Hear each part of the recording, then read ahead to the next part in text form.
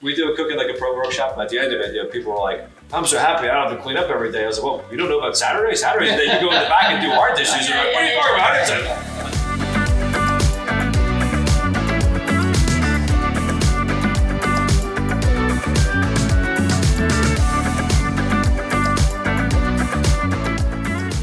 What we're gonna do a roasted pepper dip, crispy cauliflower bites. First and foremost, just get these peppers into the oven under the broiler. So, Corey, if you don't mind, spray that sheet tray for me, please.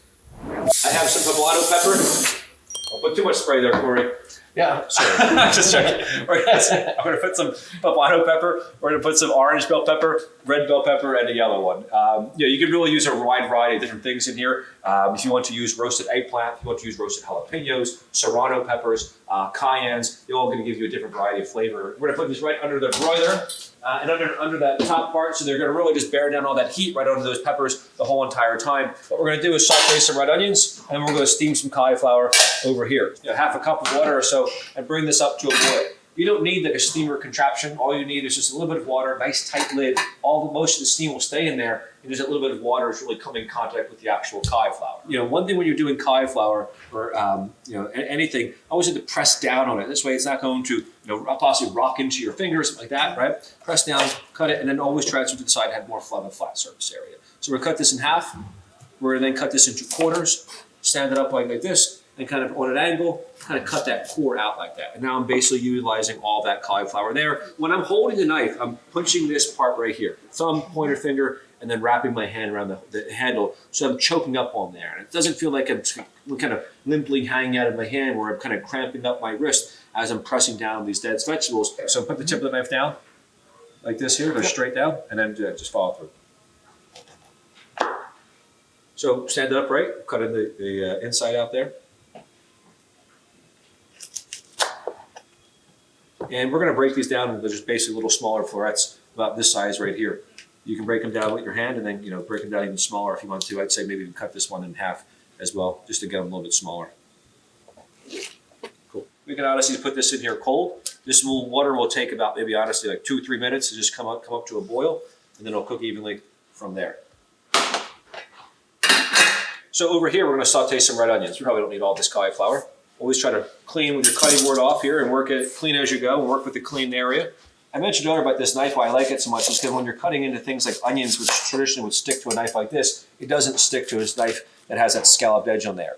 So I cut the top off, I cut the bottom off, deep enough to remove the root, a little cut down the side, and then I'm gonna peel that first layer of onion off. I'm gonna do just a half julienne here, which I'm cutting this in half. I'm going to do a full julienne, would just be like this.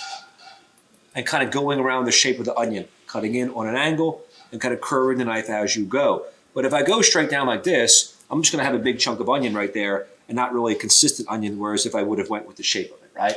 So with my knuckle like this here, using my knuckle as a guide, I can go around like this and kind of wrap it around and kind of curve the knife around, right? I could also cut it once like this first. So as I'm cutting into it, it's already basically falling away into these half julienne strips that are gonna be nice bite-sized little pieces to put in a stir fry or a salad, or whatever you wanna use it for. Once I get to this part here, I can't really curve it, it's getting kind of difficult. Just transfer to this side that has more surface area, turn it around, and just finish it up the rest of the way. And it could be a little bit easier to do it like that here now. So cut the top and the bottom off of this, the ends off. Just to start from the beginning and show you another way. Yep. Pull that first layer off.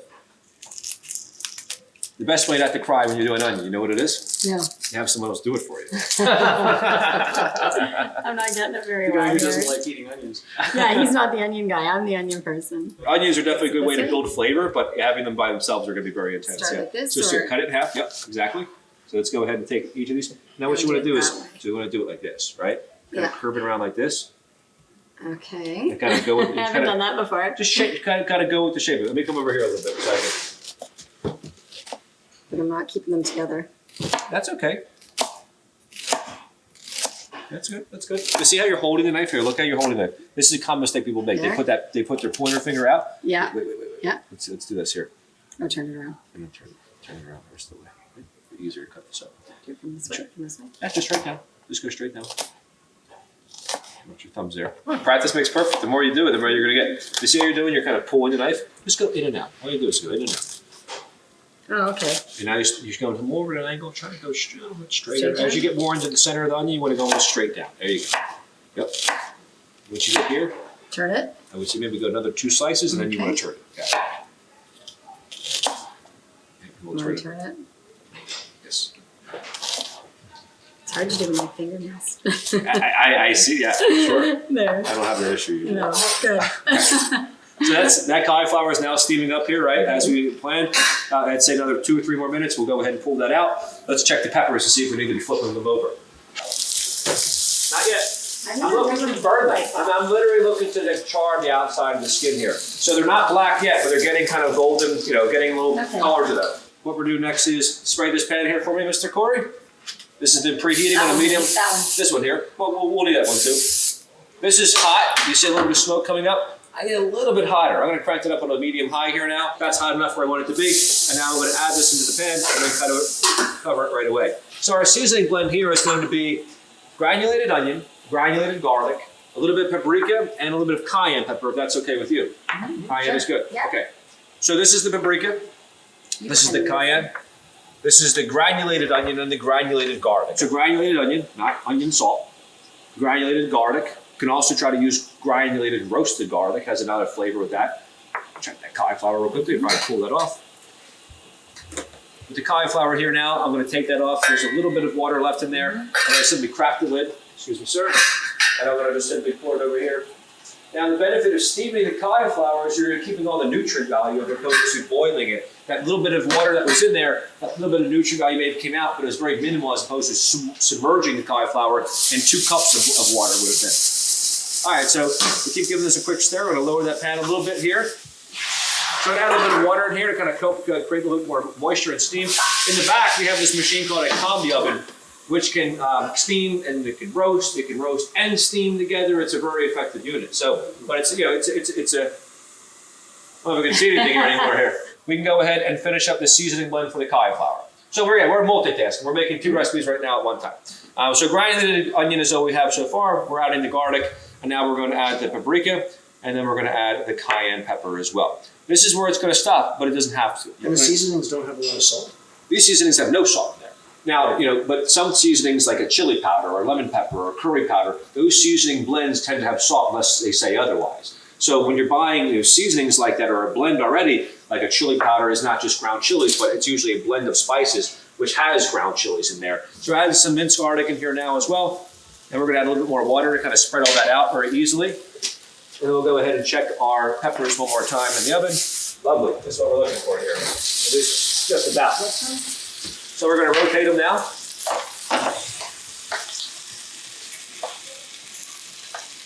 We'll rotate that one. Oop. Perfect. All right, so we have that cauliflower over here. I'm going to go ahead and take it out of that pan, and I'm going to put it in and season it up here now. So we're going to use panko breadcrumbs. The benefit of panko breadcrumbs is look how coarse they are, right? Yeah. If you ever look at how coarse, how breadcrumbs are made, or panko breadcrumbs are made, it's a very interesting process where they actually kind of electrify the bread to cook it, where it makes the coarse texture that it comes out to be. Taking this seasoning here now, and I'm going to season just the actual cauliflower as opposed to seasoning up my flour or seasoning up my breadcrumb or seasoning up my egg. This way I can gauge how much seasoning is really going on here and how much really needs to be on here. That's it. I'm not going to season. He makes it look so easy. I'm not going to season anything else. And I'm also not going to take a big bowl of flour and dredge each one of these. I'm going to take what flour I need, put it over there. This way, if I don't need all that flour, which I assure you I don't, I didn't waste a whole bunch of flour, right? And this is not just white flour. This is actually a white whole wheat flour. So when you're buying flour, you can buy on different levels of spectrums, how much it's been processed. So that's all been coated with flour. We still need to do the rest, the egg and then the breadcrumb. Keep an eye on that. What I'm looking for here is right about where it's at. I'm going to deglaze this pan here now, but add all of my other aromatics into the pan, which will be my dry oregano. And we're also going to use some apple juice concentrate and red wine vinegar. Now we're going to put red wine vinegar to kind of pickle the onions and really add its kind of interesting flavor, just deep, rich flavor. It smells good. You don't want it to be like sour, right? So what's going to balance this out is by also reducing it will help kind of lower that acidity level, but also adding apple juice concentrate. Still concentrated. We're using it as a sweetener to balance out that sharpness of the vinegar. All right, so let that boil down for a little bit. We'll go back to the cauliflower, and then we'll pull the peppers out. Now, I want to always point out that we use egg beaters here, right? And if you're not familiar with egg beaters, they are 99% egg whites. Well, why do they look like there was a whole cracked egg, right? What's in the back of here? What's in the ingredients? It's egg whites with less than 1% of xanthan gum. Xanthan gum is what we use here at Pritikin to make our dressings look thick. We're using the egg beaters here because the egg beaters work better to bread things. If you see the texture this has, and if I was using egg whites, it's very watery, and the egg whites would tend to kind of not hold the breadcrumbs very well. So we're going to use the panko here next. And then we'll go ahead and put some Parmesan cheese in here, which, yes, does have some sodium, but we're not going to use a tremendous amount. And it may look like we're using a lot here because we're putting a lot into this bowl, but we're not going to use all that breadcrumb in. All right. Now, any part of the pepper where you don't particularly kind of burn the skin, like for instance, this red pepper here didn't get burned as much, it's harder to remove that skin, honestly. So I'll let it go just to show you where that didn't burn as much right there. The skin won't come off as easily. So you don't want to burn it till it's like turning the skin ashy, but to the point where it's kind of blackening and blistering the skin. Get rid of this hot vinegar here if you're all, well, can't breathe anymore. All right, perfect. So that's reduced enough. You can see where we started off with and how much that vinegar and apple juice is reduced down. Let's get this mixed together here with the Parmesan. All right, so we'll do a couple at a time here.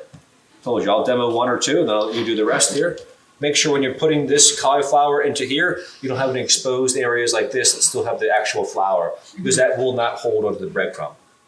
And then when you're adding it into here, make sure you're not just throwing it in, right? You want to make sure you're kind of dredging off as much extra egg as possible. Putting it in. Yeah, like I said, we're not doing one at a time because we'll just be here all day. All right, who's up for it? Go ahead. Sure. Okay. I'm going to use the left hand, actually. I'm going to do what you said. I don't like getting two hands dirty either. We're not doing that much here, so you're not going to notice that big of a deal, but you want some gloves? It doesn't matter. Well, I'm kind of probably too late, aren't I? We have some soap back here. I'll do that. So. Okay, that's fine. You wear No, that's fine. You give the You know where my germs come from?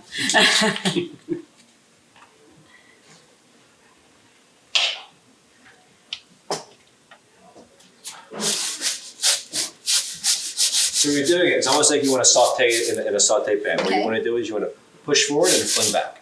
Push forward and kind of fling it back. I might make more of a mess than you did. Here, watch this. Here, let your arm kind of go a little like limp. Yep. I'm going to show you. Ready? Yep. Like this. Push forward and then pull back. Forward and pull back. Look, make a mess. We'll make a mess, right? Okay. That's part of the cleanup process too. That's part of the class. Don't you have people for that? I'm joking. You're done.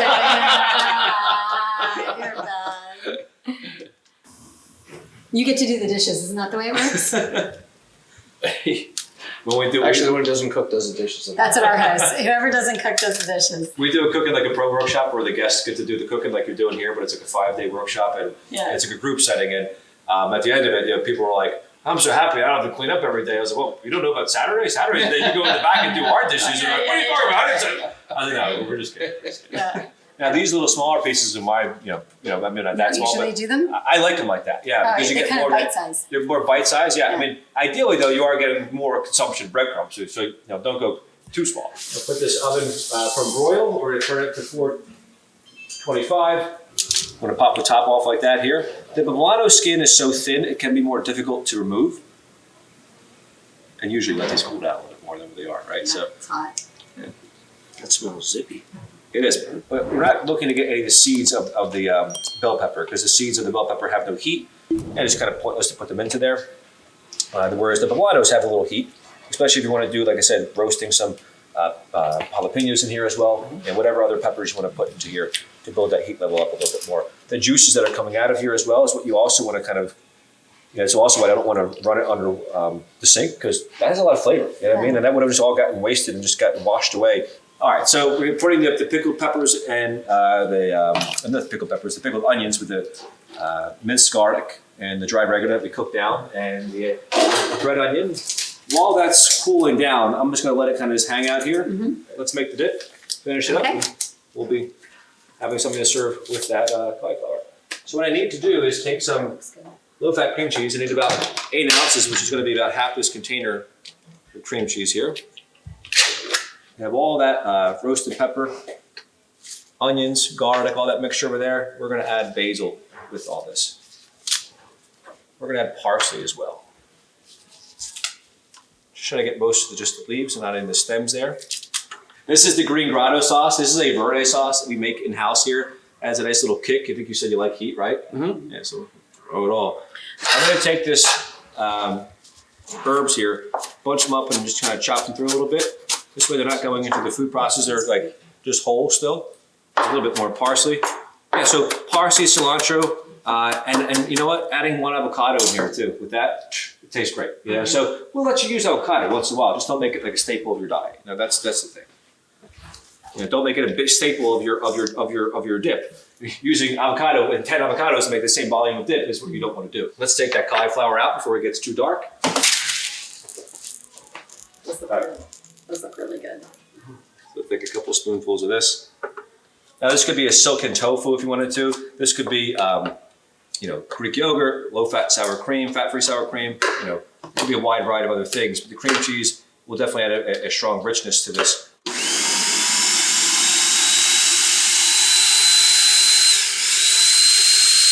Perfect. Now this will look a little runnier than it will look like tomorrow morning or even in a few hours from now. This was just blended, has to go in the fridge to firm up a little bit more. And plus, you know, it was just blended and it was still kind of hot. So it's probably still pretty hot. You might want to take a moment. Oh, really good. It is hot. It's hot? Wow, it's good. That double dipping. Double dipping.